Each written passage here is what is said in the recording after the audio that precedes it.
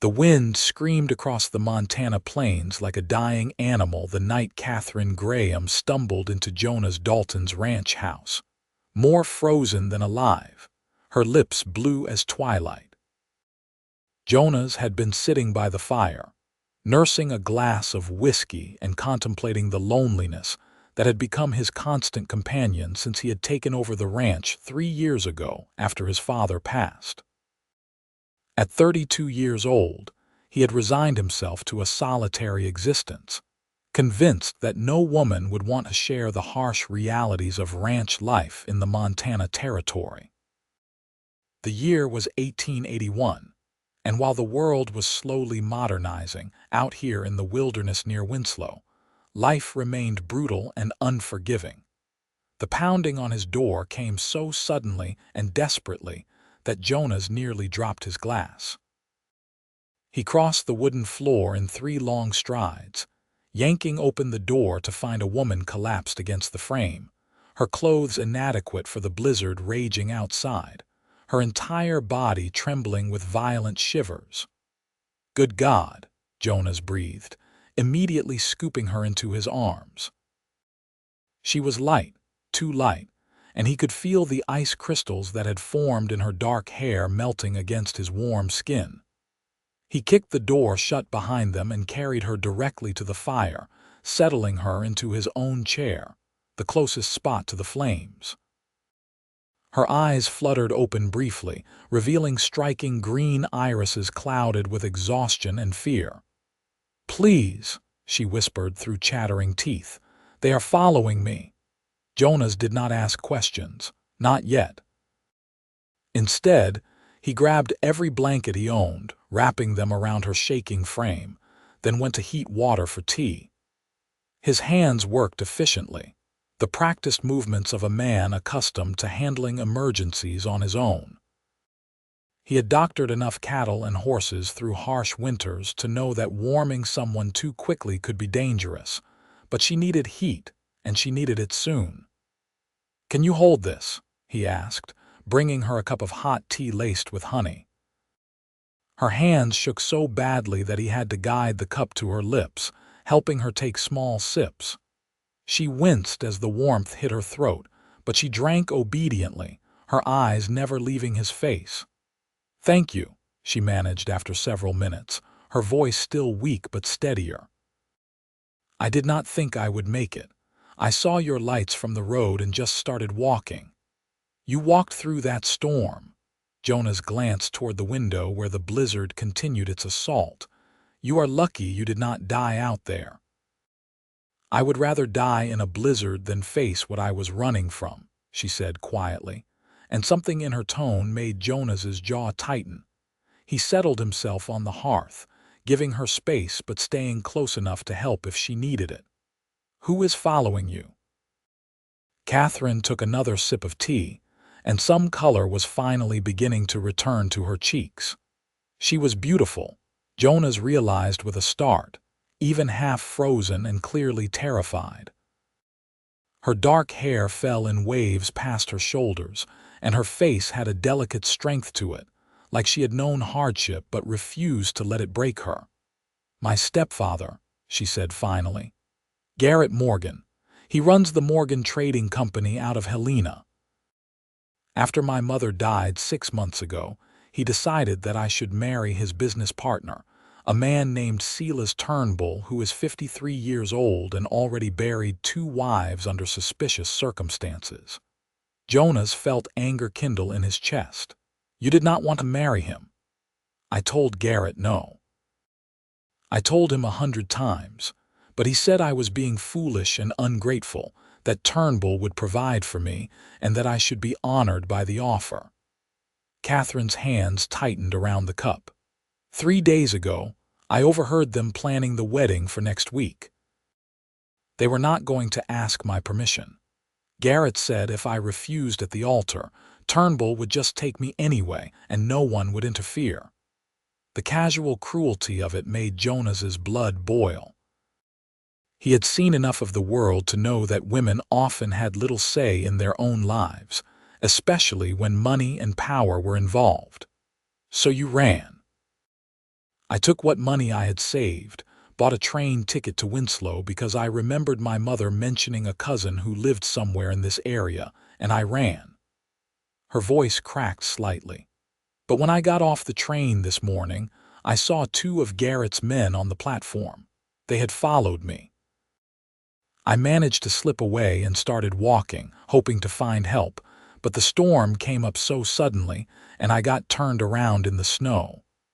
Jonas stood, moving to the window to look out at the white chaos beyond. Those men will not be able to search in this weather.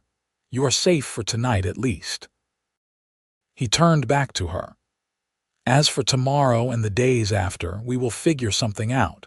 But first, you need to get properly warm and get some food in you. He could see the relief and gratitude wash over her face, and something else too, a cautious hope that broke his heart a little. I do not know how to thank you, Mr.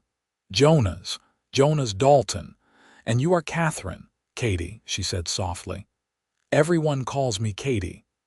Over the next hour, Jonas prepared a simple meal of beef stew and bread while Katie continued to warm herself by the fire. He noticed she watched him as he worked, her eyes tracking his movements with a mixture of curiosity and lingering wariness. He supposed she had every right to be cautious. She had run from men who wanted to force her into marriage. She had no reason to trust that he would not try to take advantage of her vulnerable position. When he brought her the food, he made sure to keep his distance, settling himself in the chair across from her rather than hovering. Eat slowly, he advised. Your stomach will not be happy if you rush it. Katie nodded, taking small bites. After a few minutes, she spoke again. You live here alone. Just me and about 200 head of cattle plus some horses, Jonas confirmed. I have 2 ranch hands who help during the busy seasons, but they have gone to spend the winter with their families. It is just me until spring. It must get lonely. He considered lying, then decided honesty was better. It does, but lonely is better than being with the wrong people. Something in her expression softened at that. Yes, she agreed quietly. It is. They fell into a comfortable silence, the only sounds the crackling of the fire and the howling wind outside.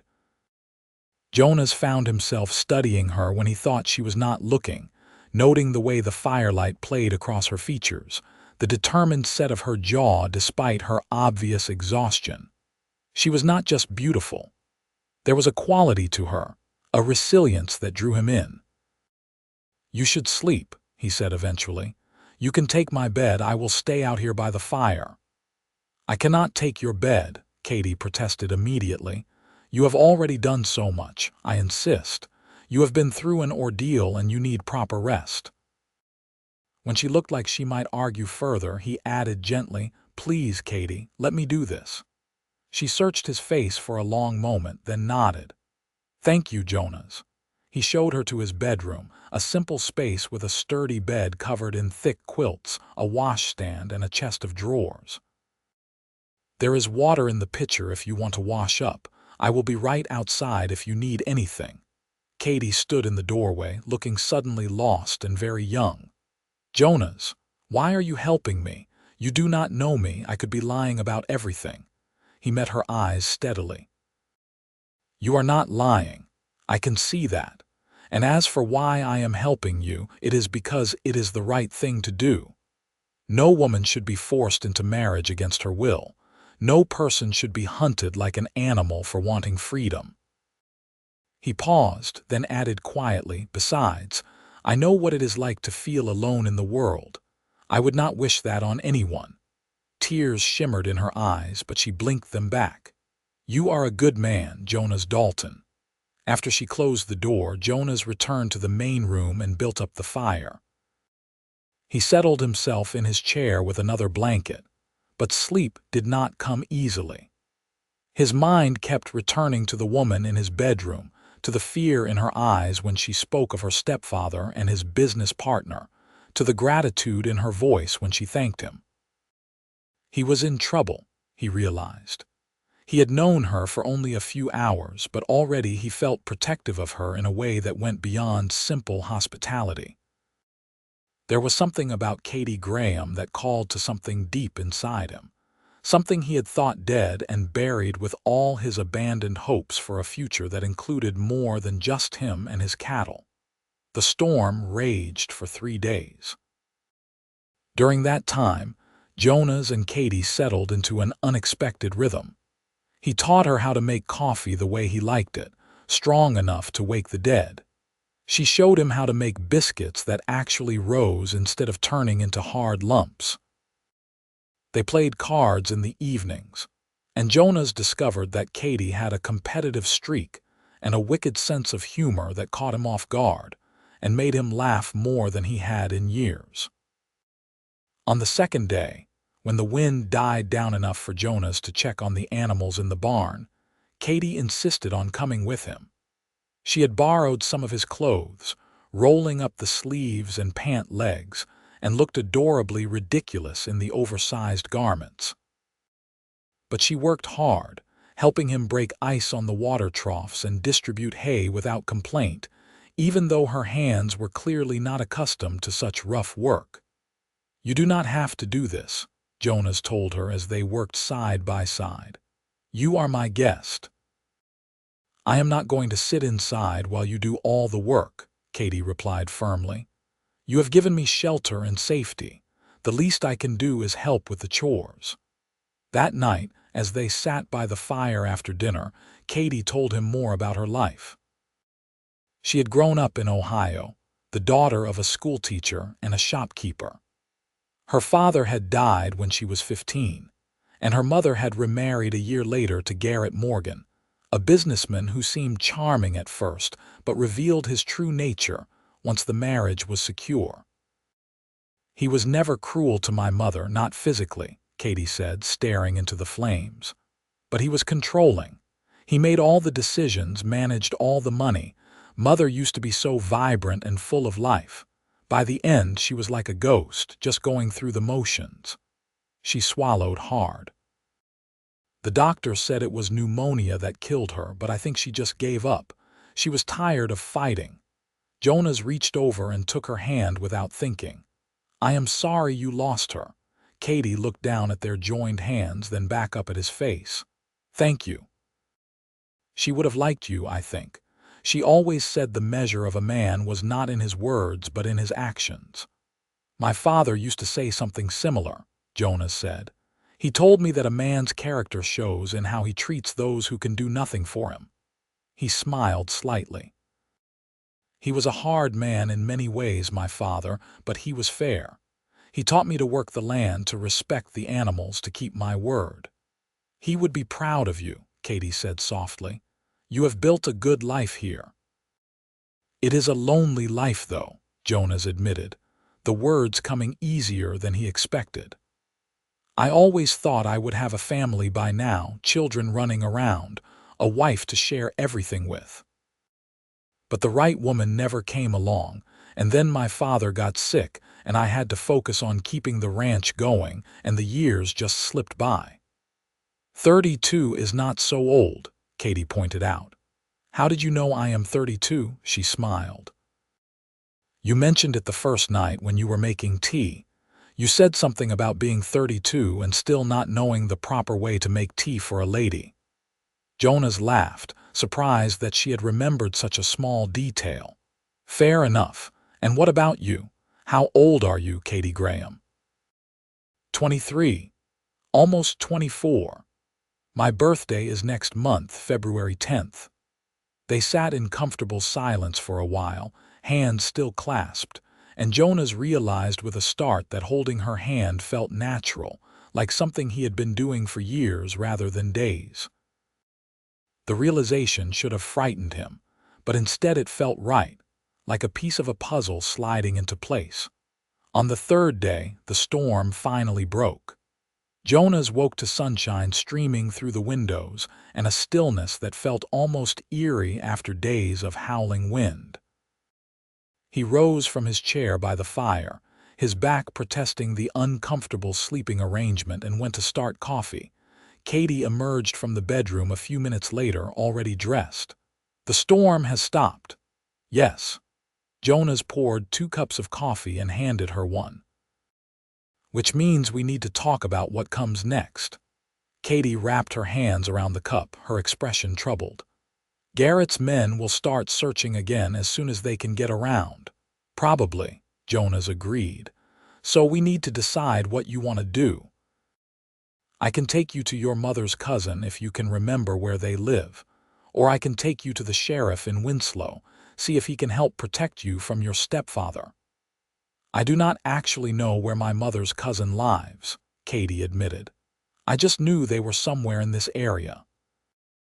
And as for the sheriff, Garrett has money and connections. I do not know if a small town sheriff would stand up to him. Jonas set down his cup and moved to stand in front of her. There is a third option. What is that? You could stay here, with me. The words hung in the air between them, heavy with implication. I know we have only known each other a few days, but I feel like I have known you much longer. You fit here, Katie. You fit with me. He took a breath, plunging forward before he could lose his courage. Marry me. Not because you are being forced or because you have no other choice, but because I think we could build something real together. I can protect you from your stepfather, and you would have a home, a real home, where you can make your own choices. Katie stared at him, her green eyes wide with shock. Jonas, I cannot ask you to do that, to tie yourself to me when you barely know me when I come with so much trouble. You are not asking, I am offering. He took her hands in his. These past 3 days have been the best I have had in years. I wake up looking forward to seeing you, to hearing your laugh, to watching the way you concentrate when you are learning something new. I know it is fast, maybe too fast, but out here we cannot afford to waste time when something good comes along. Life is too short and too hard. Tears spilled down Katie's cheeks. I feel it too, she whispered. This connection between us. I feel safe with you, Jonas, but more than that, I feel seen. You listen when I talk. You value my opinions. You make me laugh. She let out a shaky breath. But marriage is serious. What if you come to regret it? What if I am not what you need? The only thing I would regret is letting you walk away when I know in my bones that you belong here. He reached up to wipe away her tears with his thumb. I am not saying it will be easy. Ranch life is hard work and we still have a lot to learn about each other, but I want to try, Katie. I want to try to build a life with you. She searched his face for a long moment and Jonas held his breath, waiting. Then slowly she nodded. Yes. Yes, I will marry you, Jonas Dalton. The joy that flooded through him was almost overwhelming. He pulled her into his arms, holding her close, and she wrapped her arms around his waist, her face pressed against his chest. They stood like that for several minutes, just holding each other, and Jonas felt something settle in his soul that he had not even realized was restless. When they finally pulled apart, Katie looked up at him with a smile that made his heart race. So, when do we do this? As soon as possible, Jonas said. If your stepfather's men are still in the area, the sooner you are legally my wife, the harder it will be for them to take you. We can ride into Winslow today, find the preacher, and make it official. Katie nodded, then hesitated. Jonas, there is something you should know. I do not have a dowry. Everything I own belonged to Garrett, technically, and I only managed to take a little money when I ran. I come to you with nothing. You come to me with yourself, Jonas said firmly. That is everything I want. They prepared to leave within the hour. Jonas hitched up his wagon rather than having them ride horseback, wanting Katie to be as comfortable as possible for the journey into town. The roads were treacherous with snow, but the horses were sure-footed and Jonas knew the way by heart. The trip took most of the morning. As they drew closer to Winslow, Jonas could see Katie growing nervous, her eyes scanning the streets as if expecting Garrett's men to jump out at any moment. He reached over and took her hand, giving it a reassuring squeeze. "It is going to be all right," he promised. "I will not let anyone take you."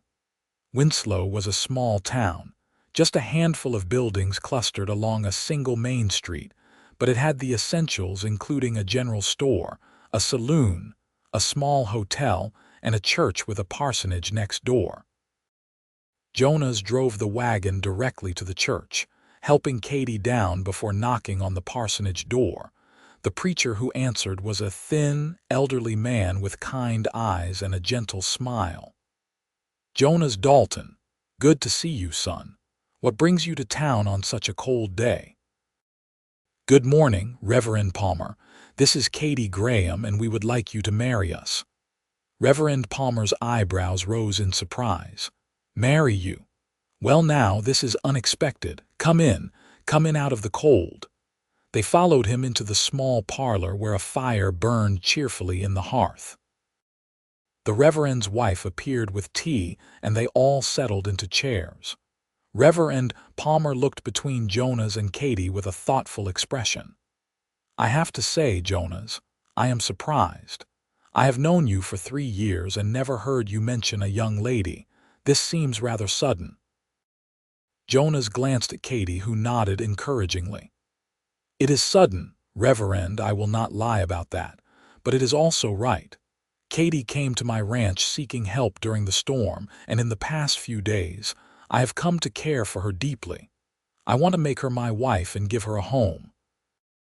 "And you, Miss Graham," Reverend Palmer turned to Katie.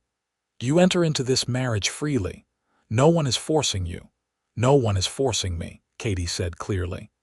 "In fact, marriage to Jonas is saving me from being forced to marry someone else, a man chosen by my stepfather against my will." "Jonas is a good man, Reverend. I may not have known him long, but I know my own heart, and my heart tells me I will be happy with him." The Reverend studied them both for a long moment, then nodded. "Very well. I can see that you are both sincere. However, there are legal requirements. I will need to see proof of identity from both of you, and in the Montana Territory, there is technically a waiting period." Jonas felt Katie tense beside him. "How long of a waiting period?" "Typically 3 days, but given the circumstances, I may be able to waive it." Reverend Palmer looked at Katie with compassion. "I am assuming that this stepfather you mentioned may be looking for you." Katie nodded. "His name is Garrett Morgan. He runs the Morgan Trading Company out of Helena. He has men searching for me, and if they find me before Jonas and I are married, they will try to take me back." "Morgan Trading Company," the Reverend repeated, frowning. "I have heard of them. Not good things, I am afraid." He stood. "Wait here a moment." He left the room, and his wife, who had been sitting quietly in the corner, spoke up. "Do not worry, dear. My husband is a good man. He will help you if he can." Reverend Palmer returned a few minutes later with a piece of paper. "I am going to issue a special license. Given that you are being pursued by men who wish you harm, I believe there is sufficient cause to waive the waiting period. We can perform the ceremony today if you wish." "Thank you," Katie breathed, relief evident in her voice. "Thank you so much." They spent the next hour sorting out the paperwork. Jonas provided identification, and Katie produced the small carpet bag she had been carrying when she arrived at his ranch, which contained a few documents including her birth certificate and a letter from her mother.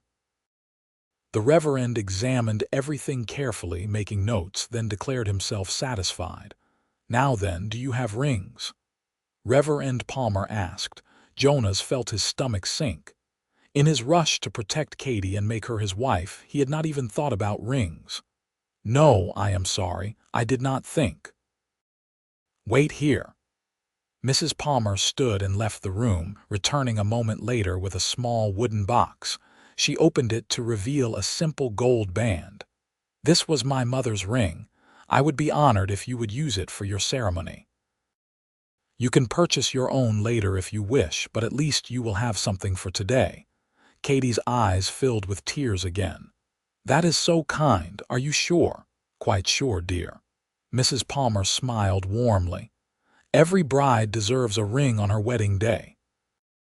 The ceremony itself was simple but heartfelt.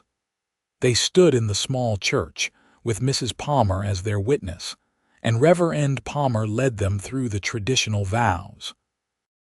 When it came time for Jonas to place the ring on Katie's finger, his hands were shaking slightly, but his voice was steady as he repeated the words. "With this ring I thee wed, with my body I thee worship, and with all my worldly goods I thee endow." Katie's voice was soft but clear as she made her own vows, her eyes locked on Jonas's face. When Reverend Palmer pronounced them man and wife, Jonas cupped Katie's face in his hands and kissed her gently, sweetly, sealing the promise they had just made to each other. As they signed the marriage certificate, making everything legal and official, Jonas felt a profound sense of rightness. This was meant to be. He was sure of it. They were just preparing to leave when the church door burst open and two men strode in, their expressions hard and determined. Jonas immediately stepped in front of Katie, his hand moving to the revolver at his hip. "That is far enough," he said coldly. "State your business." The older of the two men, a thick-shouldered brute with a scarred face, sneered at them. "Our business is with the girl. Miss Graham, Mr. Morgan sent us to bring you home." "I am not going anywhere with you," Katie said, her voice shaking but resolute. She stepped out from behind Jonas, standing at his side. "I am not Miss Graham anymore. I am Mrs. Dalton, and this is my husband." The second man, younger but no less menacing, laughed. "Mr. Morgan warned us you might try something like this, but it does not matter. You are not of age to marry without your guardian's permission, and Mr. Morgan is your legal guardian." "Actually, that is incorrect." Reverend Palmer stepped forward, his kind demeanor replaced by something much sterner. "Miss Graham, or rather Mrs. Dalton, is 23 years old. She is well past the age of majority and requires no permission to marry. Furthermore, I have just performed a legal marriage ceremony, duly witnessed and recorded. This woman is now under the protection of her husband." The scarred man's hand moved toward his gun, and Jonas drew his revolver in one smooth motion, the barrel pointed directly at the man's chest. "I would not do that if I were you. You are in a church, and I am within my rights to defend my wife. So you have two choices. You can leave peacefully and tell Garrett Morgan that Katie is married and beyond his reach, or you can try to take her by force and see how that works out for you." For a long moment, the two groups faced off in tense silence. Then the younger man grabbed his partner's arm. "Come on, Frank. It is not worth getting shot over. Mr. Morgan is not going to be happy, but that is his problem, not ours." Frank glared at Jonas for another moment, then spat on the church floor. "This is not over. Mr. Morgan does not take no for an answer." "Then Mr. Morgan is going to learn an important lesson," Jonas replied, his gun never wavering. "My wife has made her choice, and I will defend that choice with everything I have. Now get out." The two men left, and Jonas finally lowered his gun, his heart pounding. Katie was trembling beside him, and he holstered his weapon before pulling her into his arms. "It is all right," he murmured into her hair. "They are gone. You are safe." "For now," Katie whispered. "But they will tell Garrett, and he will come himself or send more men. Let him come." Jonas pulled back to look at her face. "You are my wife now, Katie. That means I will protect you with everything I am. No one is going to take you from me." Reverend Palmer cleared his throat. "Jonas is right, Mrs. Dalton. Legally, you are now his wife, and your stepfather has no claim on you. However, I would recommend that you be cautious. Men with money and power sometimes ignore the law when it does not suit them." "We will be careful," Jonas promised. "Thank you, Reverend, for everything." They left the church and climbed back into the wagon, Jonas keeping a watchful eye on their surroundings as they drove through town. He made a quick stop at the general store to pick up supplies, and also purchased a proper wedding ring for Katie, a simple gold band that matched the one Mrs. Palmer had lent them. "You did not have to do that," Katie said, as he slipped the new ring onto her finger above the borrowed one. "I wanted to. You deserve to have your own ring, something that is just ours." He raised her hand to his lips and kissed her knuckles. "Besides, we can return Mrs. Palmer's ring now without having to make another trip to town." They returned to the parsonage briefly to give back the borrowed ring, with many thanks, then headed out of Winslow. The trip back to the ranch seemed longer, both of them quiet and lost in thought. Jonas kept watch for any sign of pursuit, but the road remained empty except for the two of them. It was not until they were safely back at the ranch house, with the door barred and the lamps lit against the gathering darkness, that Jonas felt himself begin to relax. Katie moved about the kitchen, preparing dinner with the supplies he had purchased, and Jonas watched her, still marveling at the fact that she was his wife now. His wife. The word felt strange and wonderful at the same time. After they ate, they sat together by the fire, and Jonas became aware of a new awkwardness between them. They were married now, which meant certain expectations, but he did not want to push Katie into anything she was not ready for. "Katie," he said quietly, "I want you to know that I do not expect anything from you tonight. I know this has all happened very fast, and I want you to feel comfortable." She turned to look at him, the firelight playing across her features. "Jonas, I know what marriage means. I am not afraid of you. That is not what I meant. I just want you to know that we can take things slowly. There is no rush." Katie reached out and took his hand, lacing her fingers through his. "You are a good man, Jonas Dalton. Do you know that? So concerned with my comfort and my choices." She moved closer to him on the sofa. "But I did not marry you just for protection. I married you because in 3 days you showed me more kindness, more respect, and more genuine care than any man ever has. I married you because when I look at you, I see the future I want, a future with someone who sees me as a partner, not property." Jonas cupped her face in his hand, his thumb tracing along her cheekbone. "I do see you as a partner, an equal. This ranch, this life, it is ours now. Yours and mine together." She leaned in and kissed him, and this time there was nothing tentative about it. Jonas responded, his arms going around her, pulling her closer. The kiss deepened, and when they finally broke apart, both of them were breathing hard. "Should we go to bed?" Katie whispered, her cheeks flushed. Jonas stood and held out his hand. "Yes, I think we should." He led her to the bedroom, the same room where she had slept alone for the past 3 nights, but tonight was different.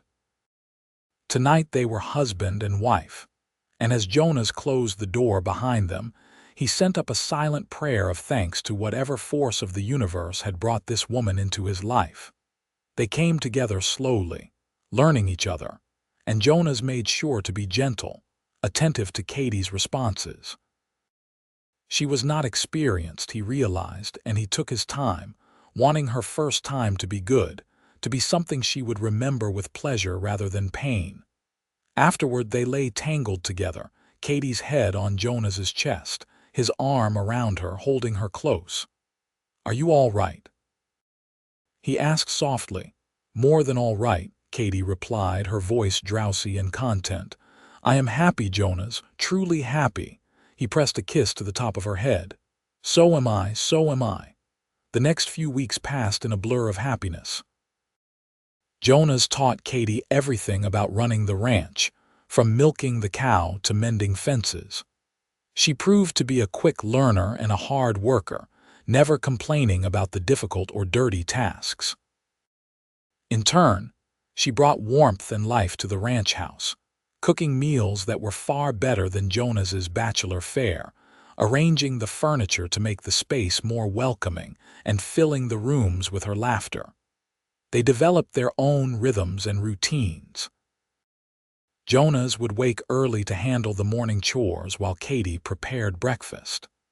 They would work together during the day, then spend the evenings by the fire, talking or reading aloud to each other from Jonas's small collection of books. At night, they would retire to their bedroom, and Jonas never tired of holding his wife, of learning all the ways to make her sigh and moan with pleasure. But underlying their happiness was a constant tension, the awareness that Garrett Morgan had not given up. Jonas made sure to keep his rifle close whenever he left the house, and he taught Katie to shoot, insisting that she needed to be able to defend herself if necessary. "I do not like thinking about you having to use this," Jonas said as he showed her how to load and aim his spare revolver. "But I like even less the idea of you being defenseless if something happens to me." Katie's hands were steady as she held the gun. "Nothing is going to happen to you. I will not allow it." He smiled at her fierce tone. "That is my girl." She practiced until she could hit a target with reasonable accuracy, and Jonas felt marginally better knowing she had at least some protection. But he remained vigilant, always watching the horizon, always listening for the sound of approaching horses. The attack came on a cold February afternoon, 3 weeks after the wedding. Jonas was in the barn, tending to a mare who had thrown a shoe, when he heard Katie scream his name from the house. He grabbed his rifle and ran, his heart in his throat. He reached the house to find Garrett Morgan himself standing in the main room, flanked by 4 armed men. Katie was backed against the wall, a fire poker gripped in her hands like a weapon, her face pale but defiant. "Get away from my wife," Jonas growled, leveling his rifle at Morgan. Garrett Morgan was a tall man with silver hair and cold blue eyes. He looked at Jonas with undisguised contempt. "Your wife. This foolish girl is my stepdaughter and she belongs at home, fulfilling her obligations." "I belong here," Katie said firmly. "I am married to Jonas legally and properly." "You have no claim on me. You made a mockery of your mother's memory by running away and marrying some dirt-poor rancher," Morgan spat. "You were supposed to marry Silas Turnbull, a man of standing and wealth." "I was supposed to have a choice," Katie shot back. "Something you never intended to give me. Enough of this." Morgan gestured to his men. "Take her." "I would not do that." Jonas cocked his rifle, the sound loud in the tense silence. "There are 5 of you and 1 of me, but I promise you, the first man who touches my wife dies, and I will take at least 2 more of you with me before I fall. Are you willing to pay that price, Morgan?" One of Morgan's men, a lean gunslinger with a scarred face, started to draw his pistol, but Morgan held up a hand to stop him. "Wait." He looked at Jonas with calculating eyes. "You say she is your wife. Prove it." Jonas kept his rifle trained on Morgan but jerked his head toward the mantel.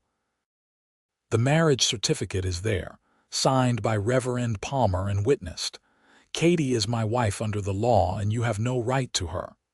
Morgan crossed to the mantel and examined the certificate, his face darkening with anger. Finally, he looked up. "This may be legal, but it changes nothing.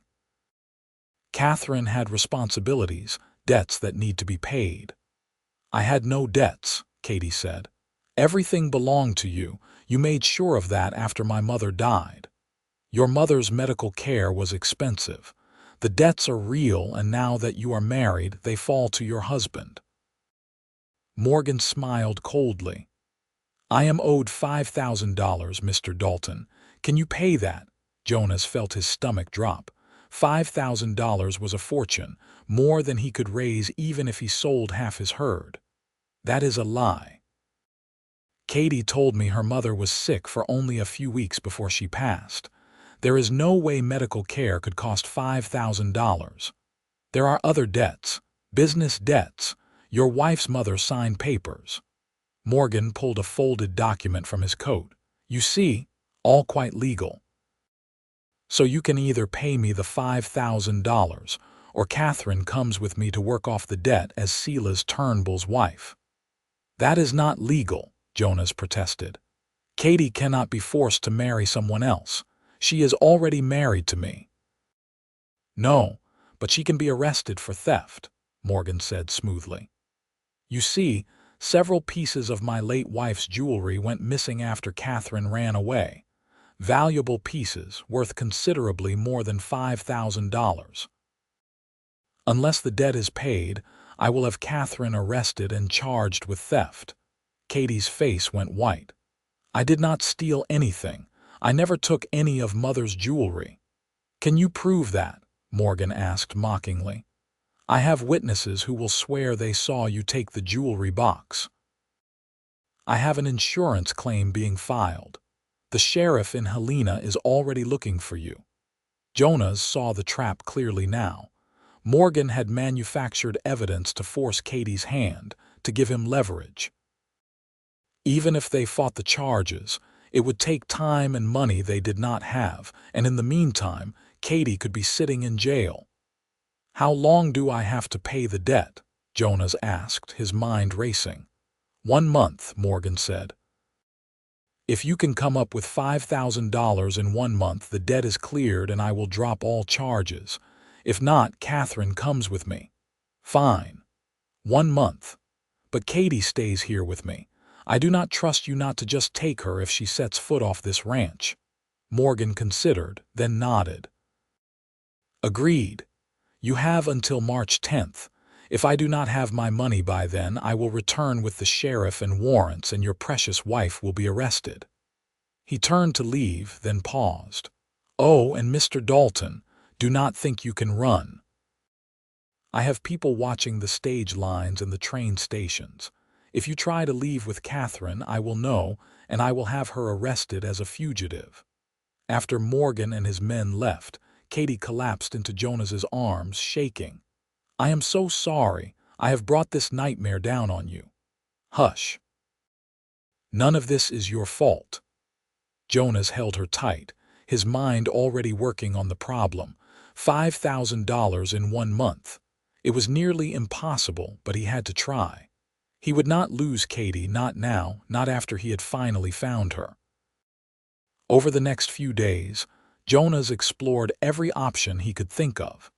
He went to the bank in Winslow and asked about a loan, but the bank manager laughed in his face.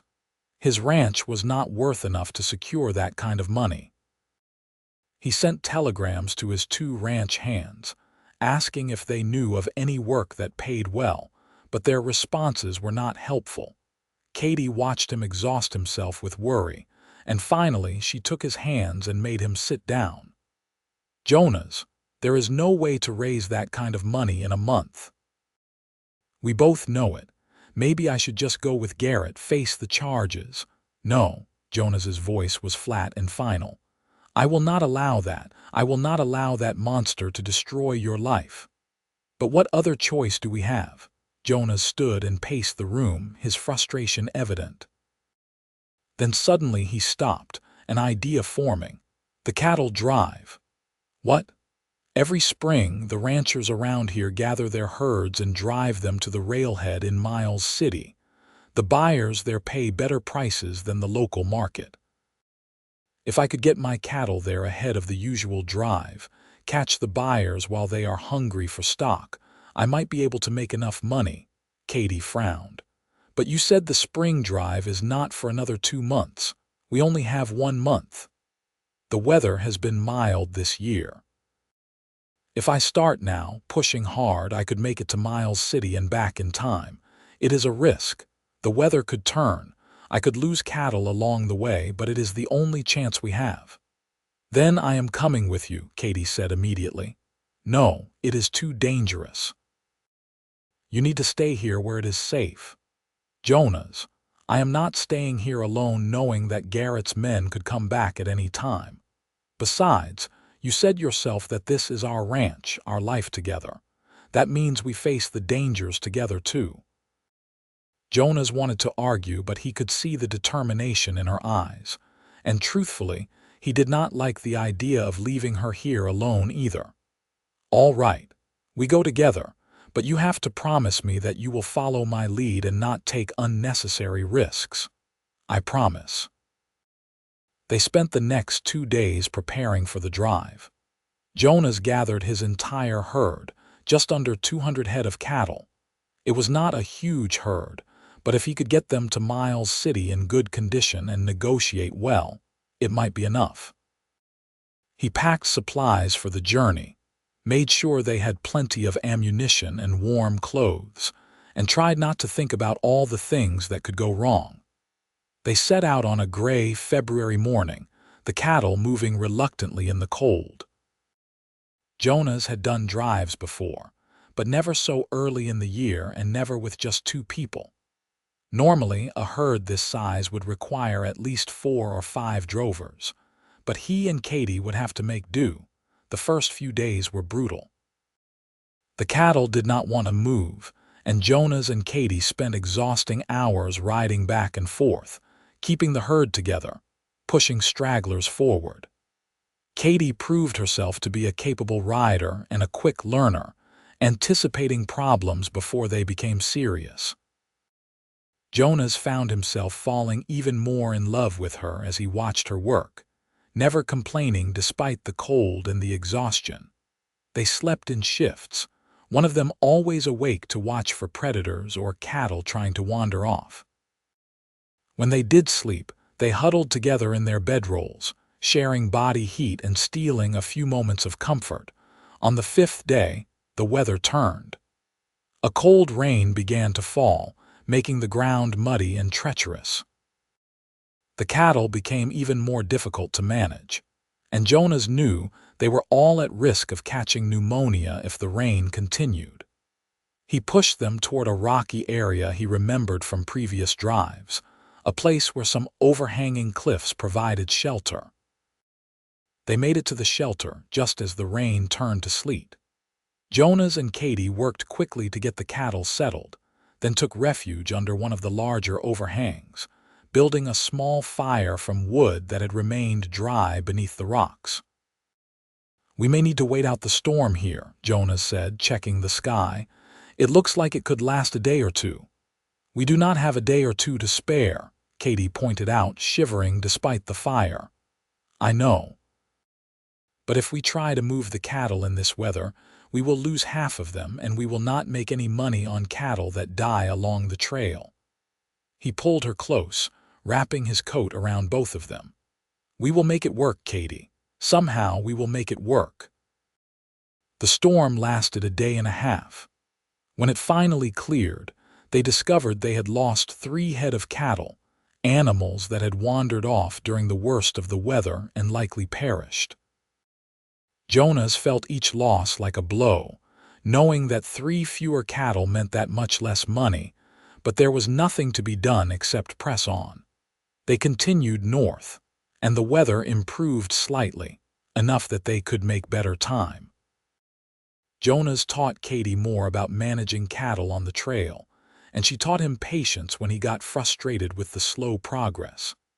They talked about everything and nothing during the long hours in the saddle, learning more about each other, deepening the bond between them. One night, as they sat by the fire after getting the cattle settled, Katie looked at Jonas with serious eyes. "If this does not work, if we cannot raise the money, what will we do?" Jonas took her hand. "Then we will run. We will take what we can carry and head west to Oregon or California. Somewhere far enough that Morgan cannot reach us. But your ranch, everything you have built, means nothing without you." Jonas meant every word. "I have lived in that house for 3 years, but it was never a home until you arrived. You are what matters, Katie, not the land, not the cattle. You." She leaned in and kissed him, and for a few minutes they forgot about the cold and the danger and the impossible task ahead of them. They simply existed together, 2 people in love, and that was enough. They reached Miles City on the 25th day. Jonas's back was screaming from the long hours in the saddle, and Katie looked exhausted, but they had made it with most of their herd intact. They had lost 7 head in total, but the remaining cattle were in decent condition. Jonas drove the herd to the holding pens near the railhead and immediately went to find a buyer. The first broker he spoke to offered him a price that was far too low, barely half of what he needed. The second broker was slightly better, but still not enough. By the third day in Miles City, Jonas was starting to panic. They had 4 days left until Morgan's deadline, and they still did not have enough money. He had negotiated hard with every buyer he could find, but the best offer was still $1,000 short of what they needed. Katie found him that evening, sitting on the porch of the boarding house where they were staying, his head in his hands. She sat beside him and took his hand. "We will figure something out. I have tried everything. No one will pay more than $4,000 for the herd, and I do not have anything else to sell. What about the ranch itself? Could we sell it? Not in 4 days. It would take weeks to find a buyer and complete the paperwork." Jonas felt defeat crushing down on him. "I am sorry, Katie. I failed you. You did not fail me. You have done everything possible." She was quiet for a moment, then said softly, "Maybe I should go back to Garrett, face the charges. At least then you would keep your ranch." "No." Jonas turned to her, his eyes fierce. "I told you before I will not let that happen. The ranch does not matter, you matter." "But where will we go? How will we live?" Before Jonas could answer, a voice called out from the street. "Jonas Dalton, is that you?" Jonas looked up to see a man approaching, someone he half recognized but could not quite place. The man was in his 50s, well-dressed, with the look of a successful businessman. "Do I know you?" Jonas asked cautiously. "You should. I am Thomas Granger. I bought cattle from your father for years before he passed. You probably do not remember me, but I remember you. Your father spoke of you often." Granger climbed the steps to the porch. "I heard you were in town trying to sell a herd. Why did you not come to me?" "I did not know you were still buying cattle, Mr. Granger." "I am, though I deal in larger quantities now. I heard you were asking $5,000 for your herd. The brokers told me you have about 190 head, decent quality. That is a fair price, maybe even a bit low." Jonas felt a flicker of hope. "Would you be willing to pay it?" "I would, and I will tell you why. Your father once helped me out of a bad situation. I had a herd stolen and I was about to lose everything. Your father lent me money without being asked, no interest, no conditions. He told me to pay him back when I could. I built my business back up, paid him back with interest, but I never forgot that kindness." Granger looked between Jonas and Katie. "I can see you are in trouble now. I do not know the details and I will not pry. But I can give you the $5,000 you need, cash, tomorrow morning." Jonas could barely speak around the lump in his throat. "Mr. Granger, I do not know what to say. Say you will take the deal. And say you will remember, if you ever have the chance, to help someone else the way your father helped me." They shook hands and Katie burst into tears of relief. Jonas pulled her close, his own eyes wet. They had done it. Against all odds, they had raised the money. The next morning, they completed the sale, and Jonas held $5,000 in cash, more money than he had ever possessed at one time. They immediately sent a telegram to Garrett Morgan, informing him that they would meet him in Winslow on the deadline day with his payment.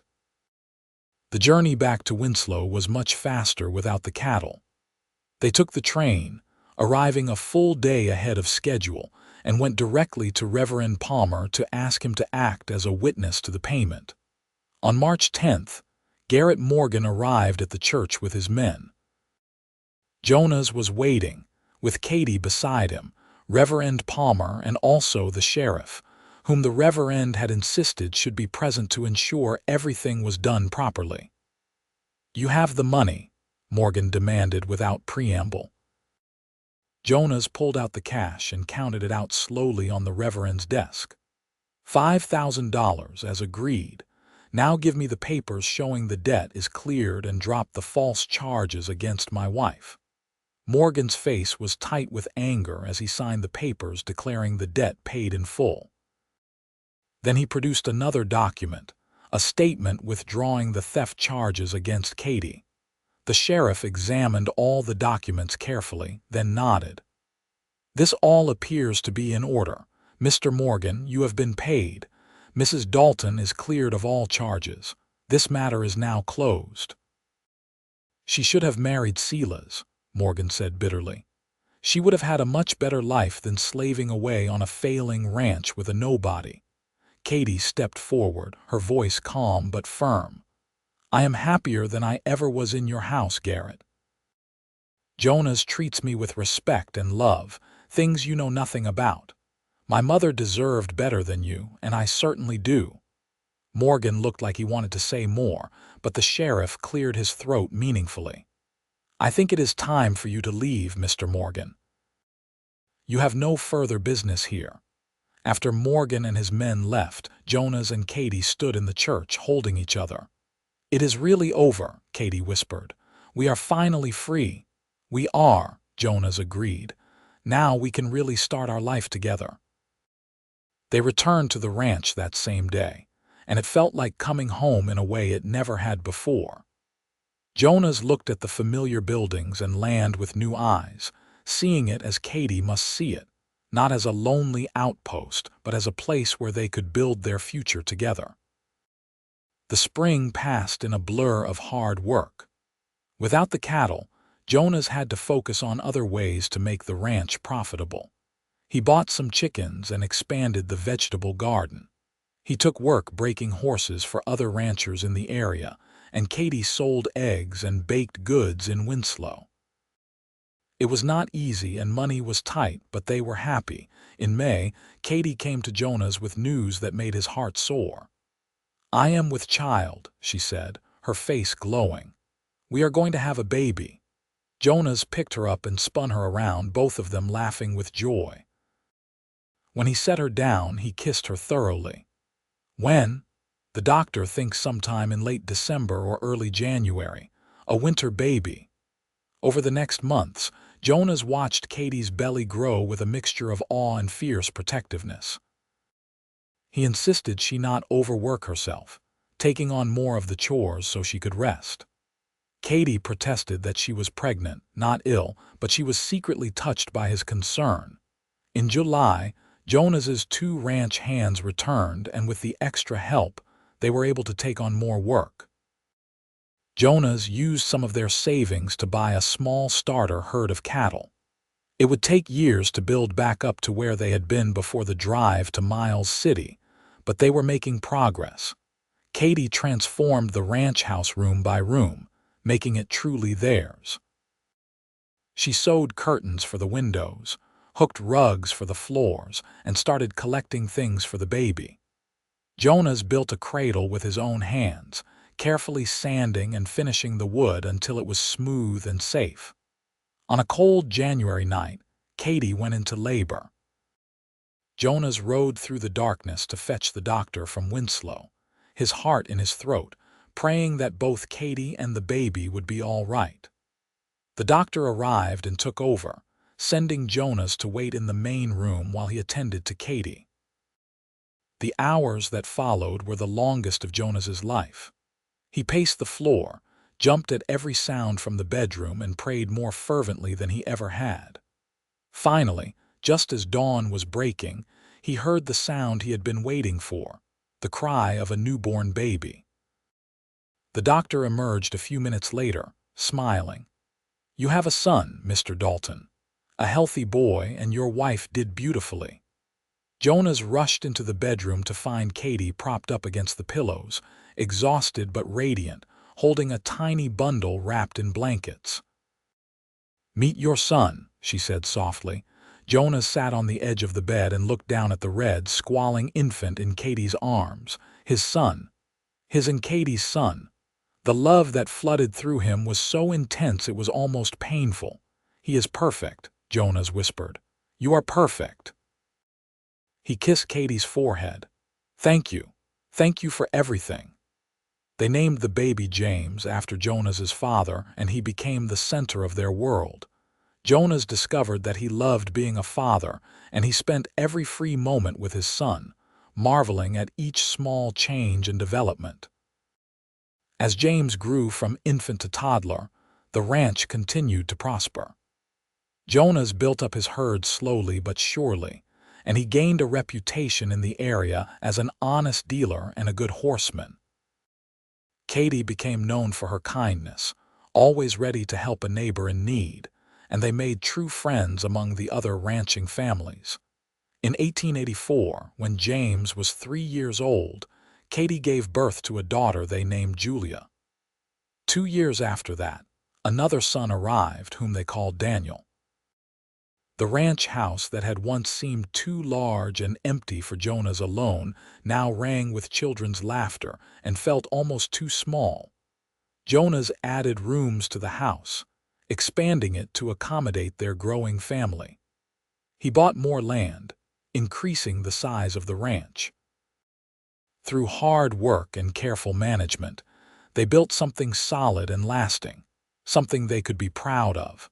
On their 10th wedding anniversary, Jonas and Katie took a rare evening alone together, leaving the children with a trusted neighbor. They rode out to a high spot on the ranch where they could see for miles in every direction, and watched the sun set over the land they had worked so hard to build. "You ever regret it?" Jonas asked, holding Katie in his arms. "Running away that night, marrying me so quickly, all the struggles we have been through." Katie turned to look at him, her green eyes clear and sure. "Not for one single moment.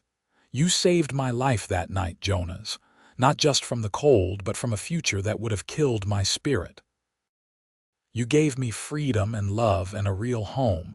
You gave me everything." "You gave me everything too," Jonas said quietly. "Before you came, I was just going through the motions, existing but not really living. You brought life and warmth and joy into my world. I love you, Katie Dalton. More today than when I married you, and I will love you more tomorrow than I do today." She kissed him as the last rays of sunlight painted the sky in shades of gold and pink. Below them, the ranch spread out, the buildings looking small but sturdy, the cattle grazing peacefully, the land rich with promise.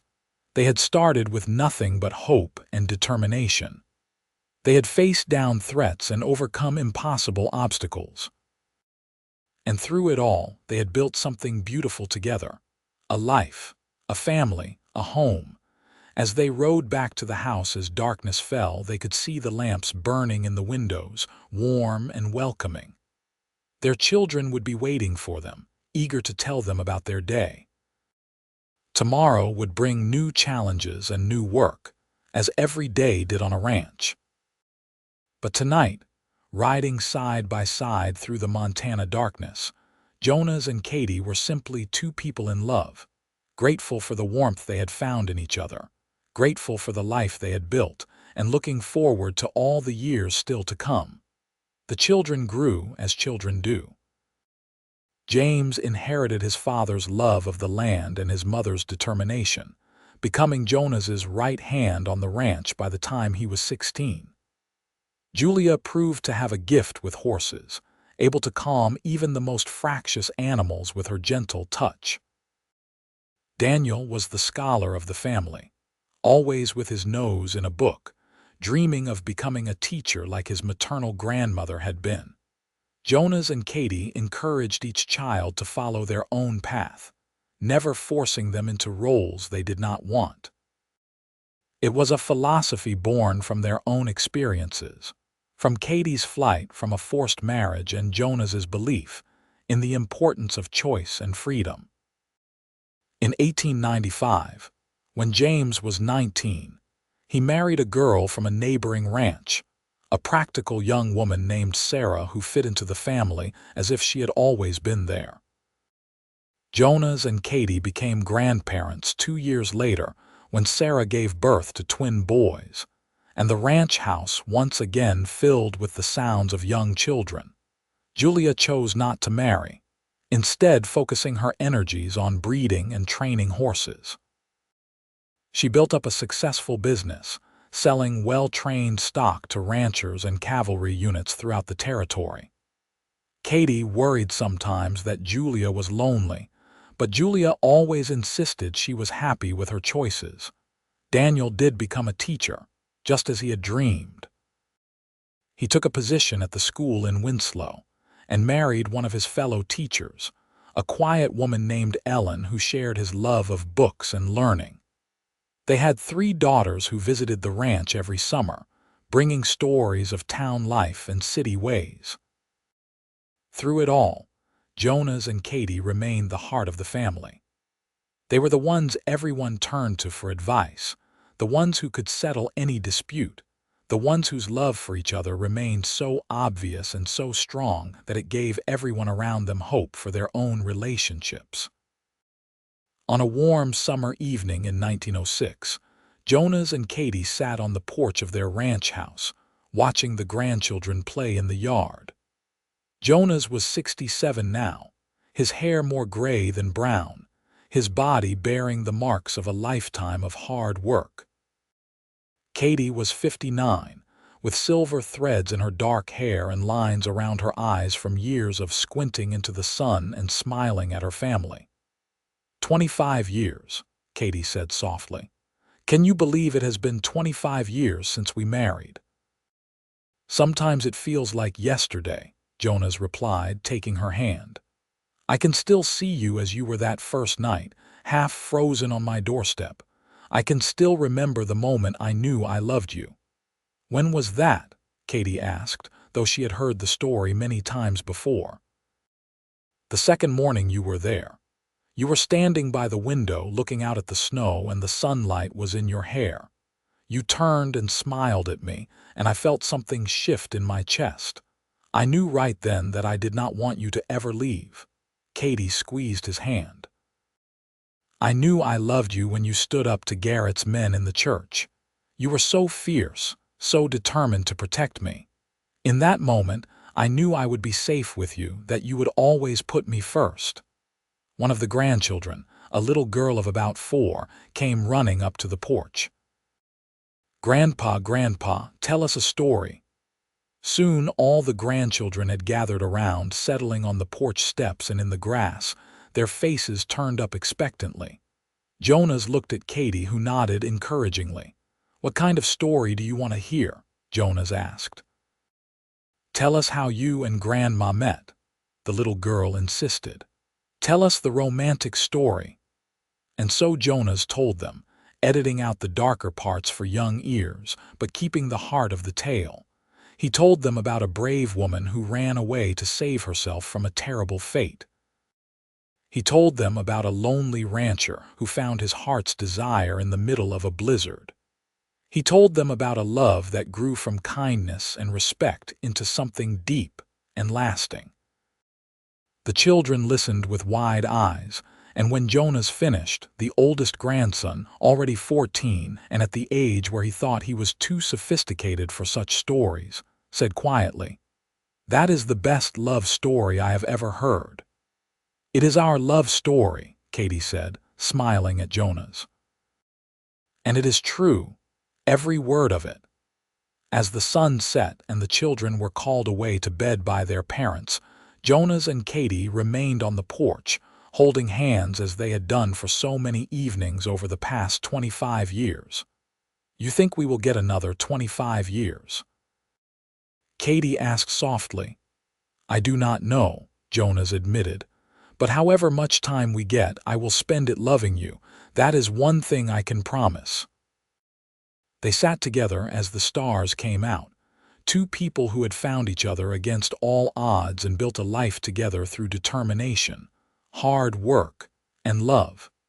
They had started with nothing but each other and built everything. Their children were grown and happy, their grandchildren healthy and thriving, and the ranch that had once belonged only to Jonas was now a legacy for their entire family. The Montana night was cool but not cold, and the breeze carried the scent of grass and wildflowers. From somewhere in the distance came the sound of cattle lowing softly, a peaceful sound that spoke of prosperity and security. Jonas pulled Katie closer, and she rested her head on his shoulder. They did not need words anymore. After 25 years together, they could communicate entire conversations with a look or a touch. They had weathered storms, both literal and figurative. They had faced down threats and overcome obstacles. They had raised children and built a legacy. But most importantly, they had loved each other. Every single day, through every triumph and every trial, they had chosen each other. That was the real story, the one that mattered more than all the rest. As the night deepened and the house behind them grew quiet, Jonas whispered, "I love you, Katie Dalton." "And I love you, Jonas Dalton," she replied, as she had replied countless times before and would reply countless times again. They stayed on the porch until the moon rose high and the air grew too cool. Then they went inside together, to the bedroom they had shared for a quarter century, to the warmth and comfort they had created together. The ranch would be there in the morning, as it always was. The children and grandchildren would come and go, bringing their noise and joy and occasional troubles. Life would continue with all its complexities and challenges. But at the center of it all, constant and sure, was the love between Jonas and Katie. She had arrived seeking warmth one cold January night in 1881. He had given her warmth and safety and freedom and love.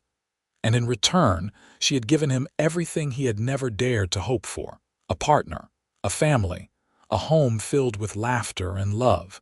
He had warmed her that first night, yes. But the truth was that she had warmed every night after that for him as well. They had warmed each other, saved each other, completed each other. 25 years, and their love burned as brightly as ever.